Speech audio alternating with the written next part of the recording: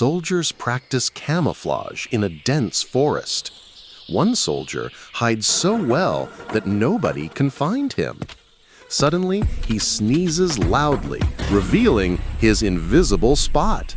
The team surrounds him, laughing at his clever attempt. He pretends to be a tree, making everyone crack up harder. Training becomes a mix of skill, humor, and teamwork. Even serious drills have moments of pure fun.